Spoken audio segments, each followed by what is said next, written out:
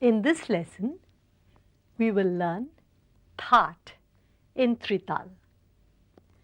Thaat basically creates a mood, an ambience, a rapport with the audience.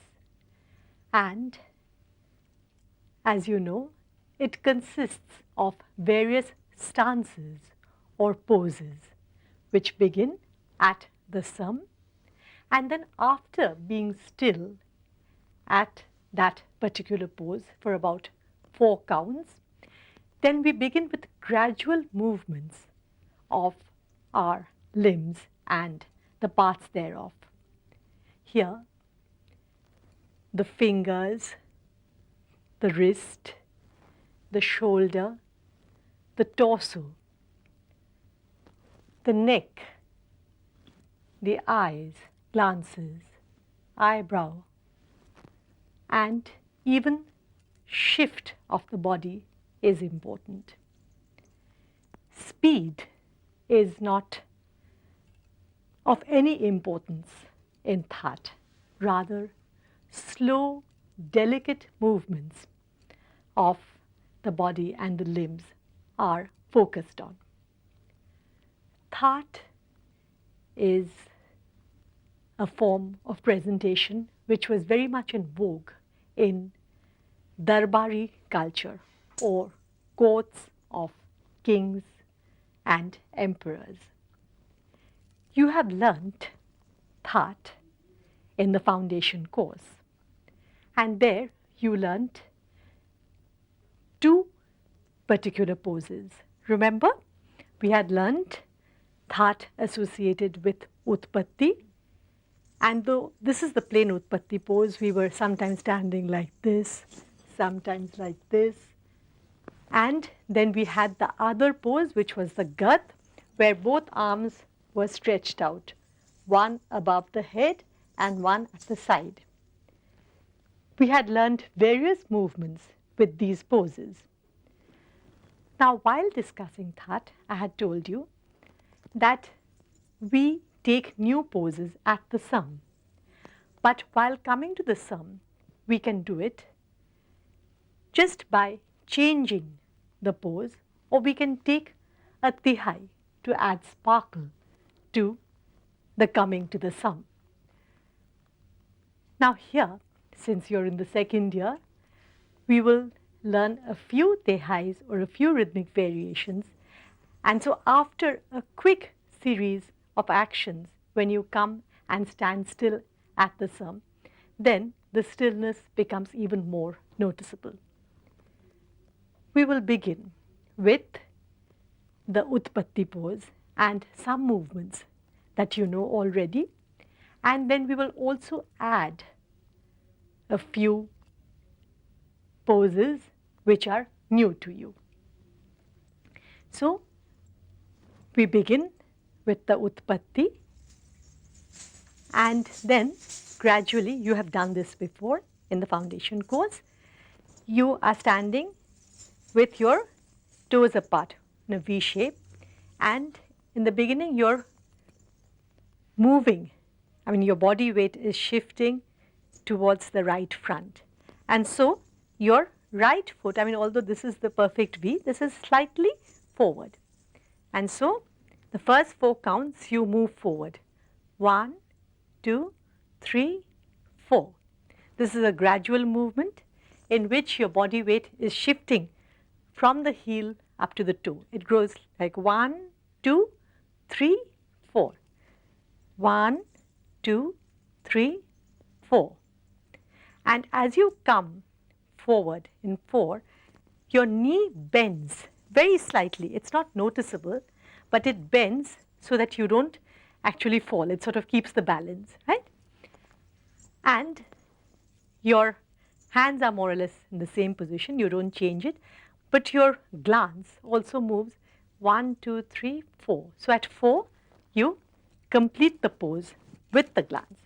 So it's 1, 2, 3, 4. Same on the left side. 1, 2, 3, 4. Then we have covered 8 matras. Now 9, 10, 11, 12, 13, 14, 15, 16 is when you go round. 1, 2, 3, 4. 1, 2, 3, 4. And you don't look at any particular point, as if you are in a daze, or maybe you are totally absorbed in the mood. And so you are enjoying the movement. It's not as if you're in a trance. So these are the first 16 beats. Let's do it with the music.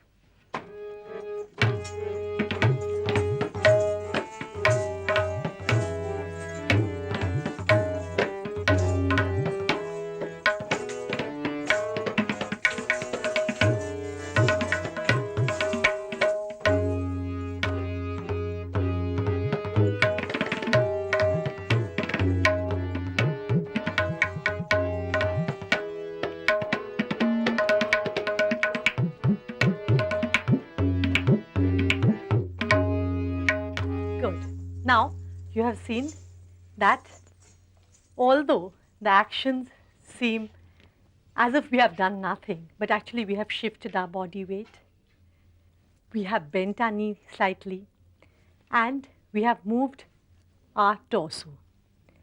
Then in the foundation course I had told you that as you are moving forward, if you breathe in, it helps. So although we are not showing that we are breathing, I mean, we give the feeling as if it's a natural breathing process, but we are also controlling the way we are breathing. So after these first 16 beats, which is more or less like the introduction, we come to the next 8 beats. It's 1, 2, 3, again 1, 2, 3. Okay. So 1, 2, 3, 4, we don't do 1, 2, 3, E, 1, 2, 3, E. Then in 9 and 10, we are more or less in the same position, 9, 10. Then we come to the Tehai. So let me see you do up to this point, and then after that you will hear the Tehai, and I will soon teach you how to do the movements. Come.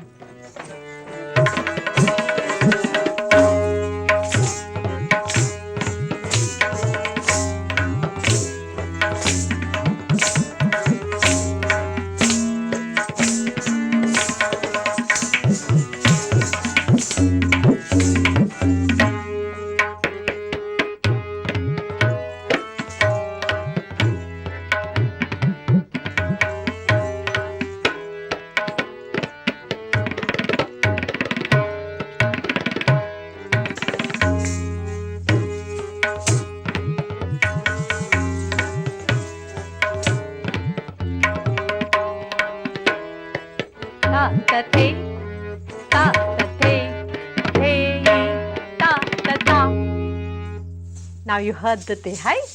It begins after na, tin, ta, ta, te, ta, ta, te, he, ta, ta, ta. Now, ta, ta, te. It's just after the matra that you begin. And movement is ta, ta, te. You begin from here with the inclination of the body to the left. You're looking in this direction. Your hand is taking a chakra, but it's the combination movement chakra where your fingers point to yourself first. So, ta, ta, te. Te as if you are intending to fly. But you've learned this movement also in Amad, right? Then again, ta, the the. Then the the next the is a circle with the hand. The, then ta, ta, ta, ta, ta, ta. Okay, so this is the new pose. You stand still in this pose for 4 counts. Then you gradually move, move in the sense that your body weight shifts and you're gradually going downwards. 5, 6, 7, 8, then 9, 10, 11, then we have the next rhythmic count.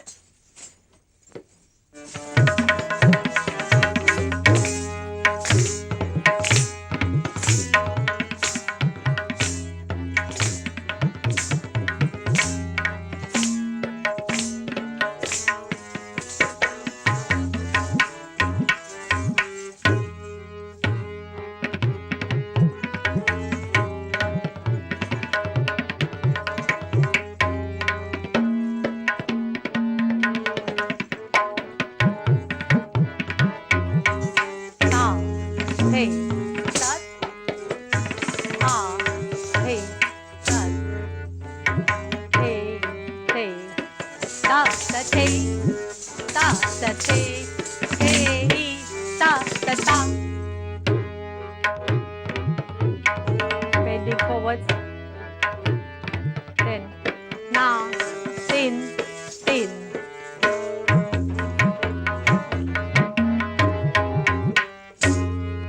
So after standing here, then in na, tin, tin, as you correctly did, you take your hand around, then you take it here, then dhadina, natina, dhadina, natina, dhadina, natina, dha. Dhadina, you are looking here, natina here, dhadina, natina, dhadina, natina, dha. And the feet are with the toe and flat, dhadina, natina, dhadina, natina, dhadina, natina, dha. So, dhadina, natina, you are going around and you come to the sum here. Okay. Then after coming to the sum, you stand still again. 1, 2, 3, 4.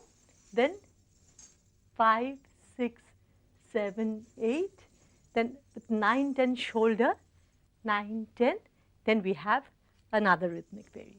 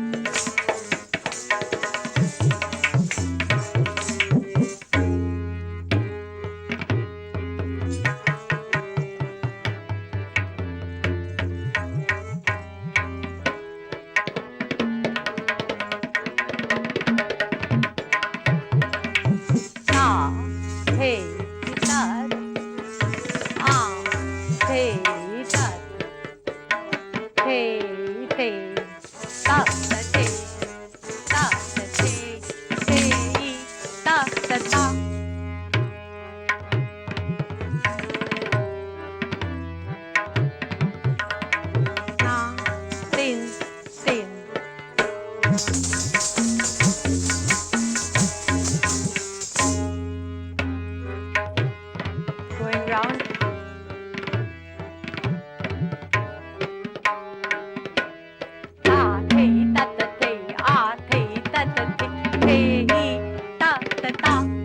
Now here ta, the ta, the rhythmic variation is one that you know. You have learned it while learning the Amad.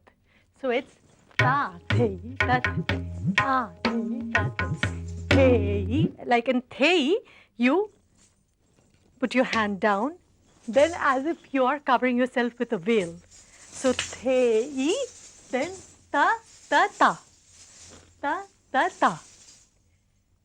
Okay, after coming to this pose, now this is more or less a pose which is called a rest pose, as if you are reclining. Then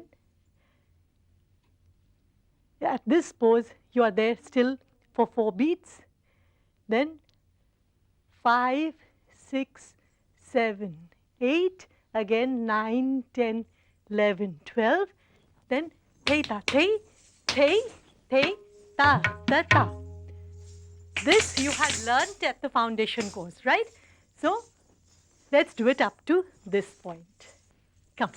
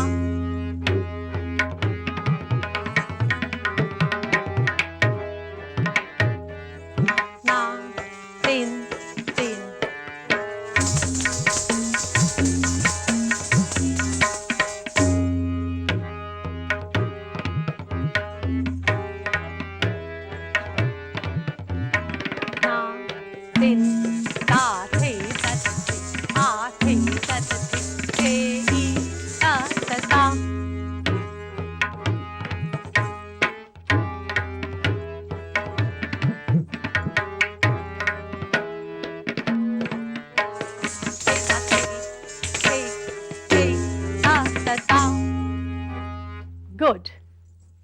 We will learn 2 more stanzas in the concluding part, and then your Thaat for the second year course will be complete. In the previous part, we had learnt several stanzas of Thaat. This, then this on either side, remember? Then this, and then finally we had ended with this pose. Here we will do this pose again in the opposite direction, but this time sitting down. Then we have a very soft pose, soft in the sense that the mood is a very soft one. With this we will move forward a little, and then we will end with the dha pose or the sum pose. So remember, we were here. 1, 2, 3, 4, you are still. Then 5, 6, 7, 8. This is basically the wrist, but with a slight movement of the torso too. And our glance is more or less at this point, but we are aware of the movements of our hands. Then 9, 10, 11, 12. 9, 10, we are using our shoulders, and our look is also changing, keeping balance with the movement of the shoulder. 9, 10, 11, 12. 13, we go around. 14, we sit down. 15, 16, 1. Here, our right hand is skirting our face. Then again, still for 4 counts. Then 5, 6, 7, 8, 9, 10. Okay. Then thei thei. Thei thei. This you have learnt in Thaat in the previous year, and it has also come in several of your tukras and toras. So thei thei ta ki ta ta. Then again thei thei ta ki ta ta. Then last thei thei ta ki ta ta. Then here you are still for 4 counts. Then 5, 6, 7, 8, 9, 10, 11, 12. This is a very leisurely walk. And then ta ki ta ta, ta ta ta, ta ki ta ta. Now, both the thei, takita, dha part and this last part start a little after the beat. Okay? So, thei starts from the 11th beat and takita, dha starts from the 13th beat. I mean, not exactly the 13th beat, a little after the 13th beat. Remember, you have to sit down, and this pose is known to you, so it won't be difficult. Then you get up, then thei, takita, dha, thei, takita, dha, thei, takita, dha. This is a very soft, delicate pose. Then you're moving forward in a leisurely step. Then takita, dha, takita, dha, takita, dha. Also, you have learnt in your tukras and toras. So, can I see the complete Thaat? Please.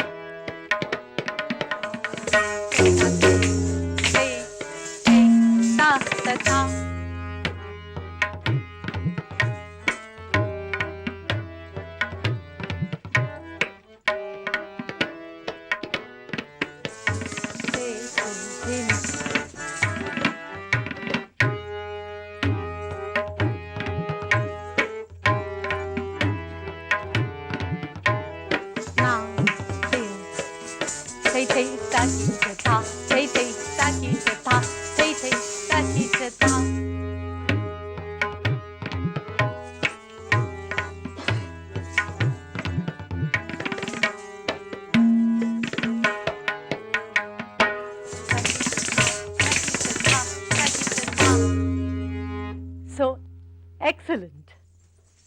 Now you know an advanced form of Thaat with rhythmic variations in between. And as I said, that you can also do the simple Thaat without these rhythmic variations. But the rhythmic variations add sparkle, because if your main focus is on standing still, then if you have a fast movement and then suddenly you're still, then the stillness becomes even more prominent.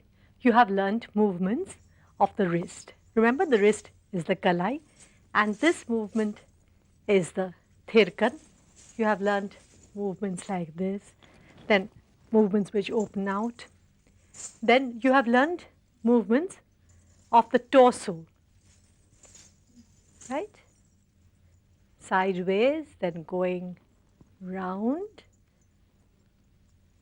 And this, I said, goes with the breathing too. Then you have learned movements of the shoulders, which comes in with the various poses, and these are called Kathak and Masak. Then the eyes are very important. Gradual opening out, then quick glances. Movements of the eyes are called Kataksh. Then movements of the eyebrows, Bru. These are also important. Then we have very slight movements of the neck, griba.